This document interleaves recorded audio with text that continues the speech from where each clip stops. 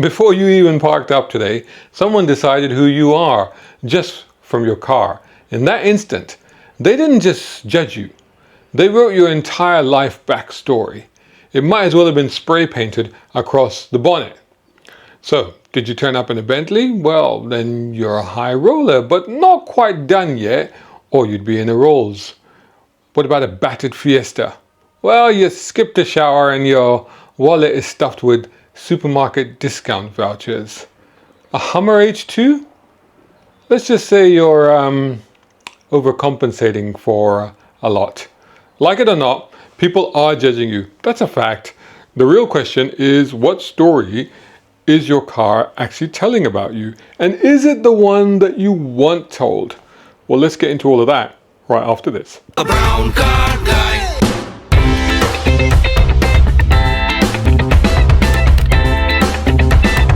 Brown car guy. Here's the thing. Humans have been judging each other by their possessions since we first picked up rocks.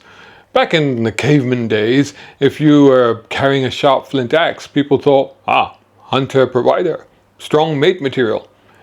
On the other hand, if you sliced a large log and started rolling it like a wheel, they thought, fool, that will never catch on.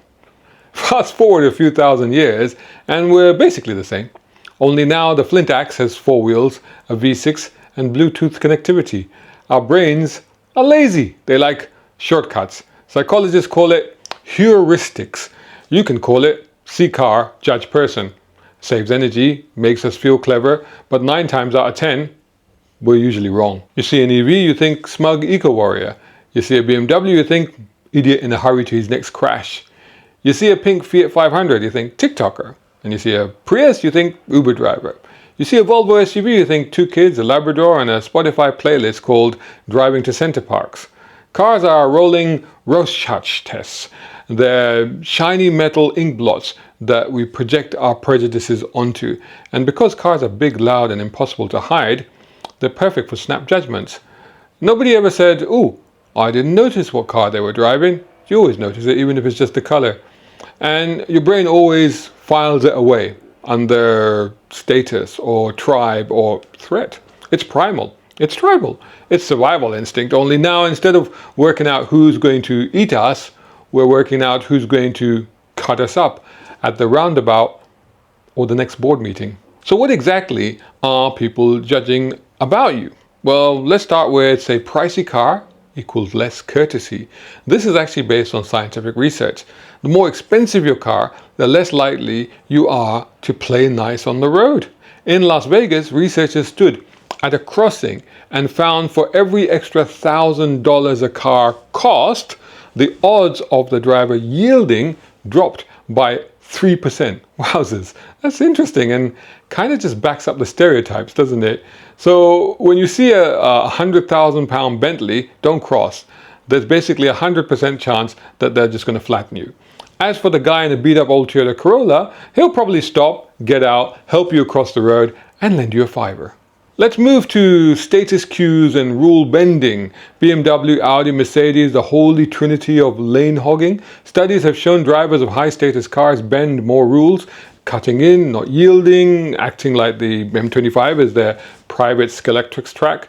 Now, later studies said maybe it's not the car that makes you behave badly, it's that badly behaved people love those cars. Either way, the stereotype isn't going away. Honestly, if you've ever seen a BMW driver use an indicator, you probably witnessed a glitch in the matrix. And that's coming from a former BMW driver.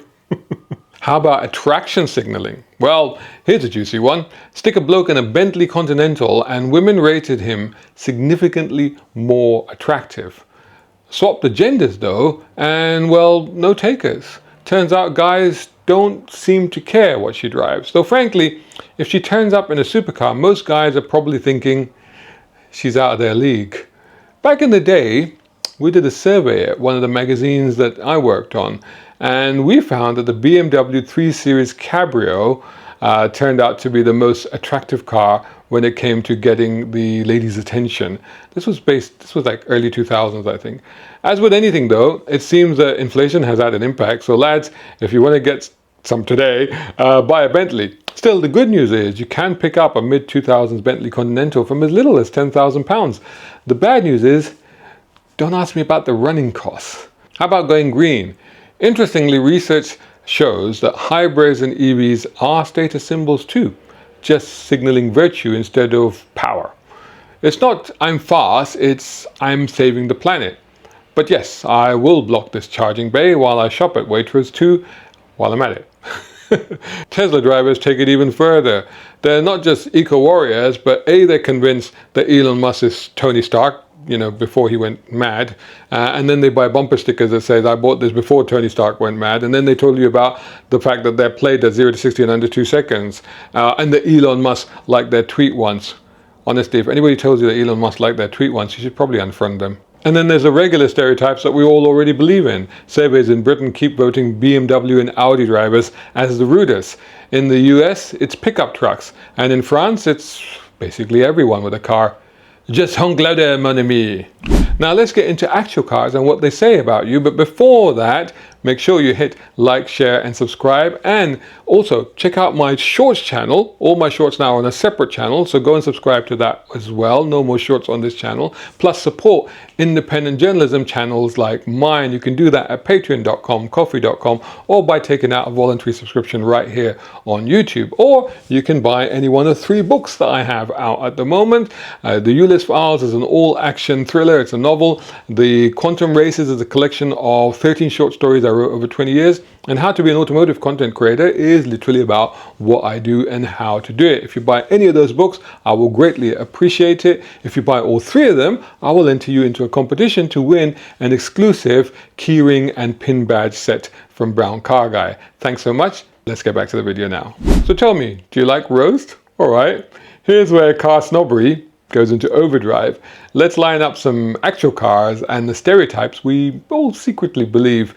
Don't pretend you don't. BMW 3 Series, congratulations. You've been promoted to Chief Tailgater. Indicators, still optional. Audi A3, same as BMW, but you moisturize. Mercedes C-Class, you want people to think you're a banker, but let's be honest, that Merc's least, isn't it? Range Rover Sport, you are 1 school run, 4 Starbucks lattes, and 3 breakdowns away from giving up and buying a G-Wagon instead. Range Rover Evoque Convertible. Oh, so you're the one that bought it. How's therapy going? Bentley Continental GT. You like cigars and you like racing your rich mates to the golf club. Rolls-Royce Phantom. All right, we get it. You're better than us peasants. By the way, here's my elevator pitch. Lamborghini Aventador. You're a small man with a very big Hublot watch dangling off your wrist. Go on, rev it. You know you want to. Ferrari California. You desperately wanted to say, I drive a Ferrari, but all anyone else is seeing is your mullet. Porsche 911. You're either a proper driver who gets engineering perfection or someone begging the car crowd to take them seriously. Porsche Cayenne. Your other car is a 911, or at least that's what you tell everyone while hiding the Costco haul in the boot. Mini Cooper. Well, you know what they say about blokes with small cars. Ford Fiesta Z-Tech S. You're 19, your insurance is more than your car, and your exhaust is louder than your career prospects. Vauxhall Corsa with a big exhaust. If max power was still a thing, you'd be a subscriber. You're out looking for girls, but only finding other lads with Corsas. Hot hatch heroes, things like the Golf GTI, Focus RS, Civic Type R. You've got a permanent leg twitch. Every gear change is like life or death, and you're convinced your car needs to be lowered again. Nissan Leaf. You're on a crusade to save the planet, 1 drive at a time, but you've never dared go more than 50 miles from home. Toyota Land Cruiser. You've been preparing your whole life for that epic overlanding trip to Timbuktu, and you're still preparing. Jeep Wrangler. You've modded it to conquer the Dakar, but you panic when you see a puddle. Honda Jazz. Retired, cardigan in the back seat, polite to a fault, but secretly line up at the traffic lights and it's game on. The Dacia Sandero. Good news! You're cheap, sensible and boring. Old Land Rover Defender. You smell faintly of diesel, mud and the countryside. Fair play. New Land Rover Defender. You pretend you're outdoorsy, but really you smell of Sauvage, civet coffee, and waiting for the recovery truck. Peugeot 206, you peaked in 2003, so did your suspension and your knees. Apologies to everyone I've already offended, but hey, you bought the car, so what can you do about it? How can you flip the script and dictate the narrative? Well, one trick is to reverse the stereotype. Drive a BMW and always indicate. You'll break the internet. Pilot a Prius, but chuck it into corners like it's a hot hatch. Shock and awe will be guaranteed. Or take your 500-pound shed, polish it up, slap on some stickers and a spoiler, and suddenly you're the cool guy at car meets. Because cars really do talk. They're rolling biographies of you, announcing a story about you every time you turn the key. So why not have some fun with it? Own it, break it, rewrite the snobbery, be that person. Buy the car for the stereotype that you want to be. Or better still, don't give a damn. Because the truth is, people are going to judge you anyway. If it's not your ride, it'll be your shoes, or your haircut, or your phone, or your Spotify playlist. And let's face it, if you're still playing Base Hunter, the car is probably the least of your problems anyway. So tell me, what's the most unfair stereotype that you've heard about a car, or maybe your car, and its driver? Put all your comments and your viewpoints and what you've heard, all the stereotypes you can come up with in the comments. I'm looking forward to reading them. And don't forget, don't judge me by my car, judge me by my channel. Like, share, and subscribe on your way out, and I'll catch you in the next one. Shout out time, guys. Thank you so much. Hey, if you enjoy my content, why not get involved? Buy me a coffee. You can do that at either of these links. Or if you're watching on YouTube, buy me a thanks or take out a membership. It all helps. It really does.